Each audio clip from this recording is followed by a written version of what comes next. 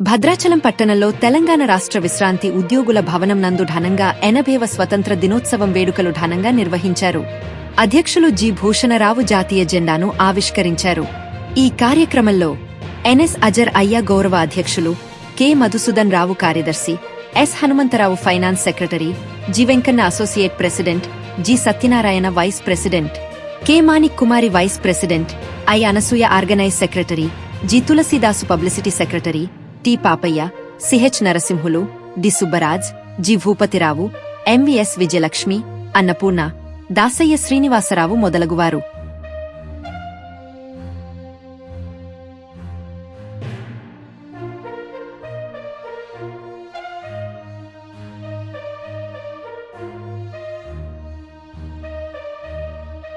గౌరవనీయటువంటి మన పెన్షన్స్కి, అదేవిధంగా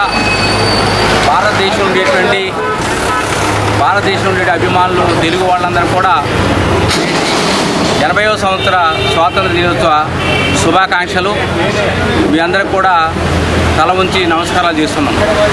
మనకి 1600 కాలంలో ఇంగ్లీష్ వాళ్ళు మన దేశానికి వ్యాపార నిమిత్తం వచ్చి వ్యాపారంలో బలపడి మన దేశంలో ఉండేటువంటి రాజకీయాన్ని కూడా నిమగ్నమయ్యి సుమారుగా 90 సంవత్సరాల వరకు మన దేశంలో ఉండేటువంటి ప్రజల్ని ఎంతో బీభత్సం చేసి, ఎంతో కష్టాలు చేసి, ఎంతోమందిని జైల్లో పెట్టించి, ఆఖరికి భగత్ సింగ్, గురుదేవ్ వీళ్ళందరినీ కూడా ఉరిదీయటం ఇలాంటి ఎన్నో చేశారు. ఈ సందర్భంగా కొన్ని లక్షల మంది ప్రాణాలు పోవటం కూడా జరిగింది.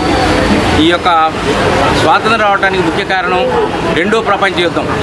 ఈ రెండో ప్రపంచ యుద్ధంలో మన దేశంలో పరిపాలిస్తున్నటువంటి ఇంగ్లీష్ వాళ్ళు అయితేమి, వారి మద్దతుదారులకు అయితేమి, ఈ రెండో ప్రపంచ యుద్ధం వల్ల వాళ్ళు చాలా ఆర్థికంగా, సామాజికంగా అన్ని రకాలుగా వీక్ అయిపోవడం చేత మన దేశానికి 1947 ఆగస్టు 15న స్వాతంత్ర దినోత్సవాన్ని ప్రకటించడం జరిగింది.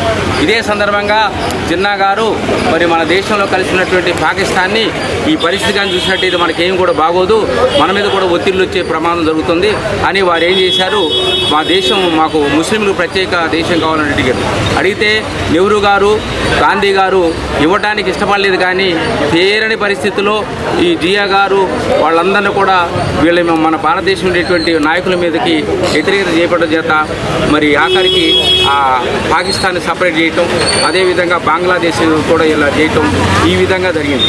మరి ఈ సందర్భంగా మనం గుర్తు చేసుకోవాల్సి ఏంటంటే, ఇక్కడ మనకి గాంధీ గారి గురించి ఎక్కువగా మనం చేసుకోవాలి. గాంధీ గారి కాలంలోనే మనకి స్వాతంత్రం వచ్చింది. గాంధీ గారు 1869 అక్టోబర్ 2న జన్మించడం జరిగింది. ఈయనకి ముఖ్యంగా మహాత్మా గాంధీని, జాతిపితని, కైవరి హిందీ అని ఆయనకి అనేకమైనటువంటి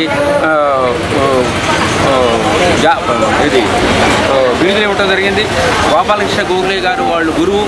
ఏదేమైనప్పుడు కూడా మరి వీరు గాంధీ గారు భారతదేశానికి వచ్చి భారతదేశం ఉండే వాళ్ళందరూ కూడా సమీకరించి పెద్ద పెద్ద సమావేశాలు ఏర్పాటు చేసి, ఆ సమావేశంలో అనేకమైన ఉద్యమాలు, ఒకటి చంపారన్ సత్యాగ్రహం, నిరాకరణ ఉద్యమం, ఉప్పు సత్యాగ్రహం, క్విట్ ఇండియా మొత్తానికి కూడా గాంధీ గారే వీరు లండన్ వెళ్ళి అక్కడ లా చదువుకొని అక్కడ కూడా దక్షిణాఫ్రికాలో ఇంగ్లీష్ వాళ్ళు చేసే అన్యాయానికి వ్యతిరేకించి అక్కడ కూడా వారు విజయాన్ని సాధించి భారతదేశంలో కూడా ఏమి హింస లేకుండా, ఏమి కష్టాలు లేకుండా మరి ఎన్ని బాధలు పడ్డా సరే మన స్వాతంత్రాన్ని ఇవ్వటం జరిగింది. ఈ సందర్భంగా మరి యూత్ వాళ్ళు భగత్ సింగ్ అయితేమి, రాజగురు అయితే, సుఖదేవ్ అయితేమి, ఇంగ్లీష్ వాళ్ళు వీళ్ళు కానున్నట్టయితే యూత్ని మొత్తం సమీకరించి మన మీదకి వచ్చినట్లయితే మనం చాలా కష్టాలకు గురైపోతామని వీళ్ళని అందరూ చూస్తున్న విధంగా గురి చేసి చాలా హింసలు పెట్టారు.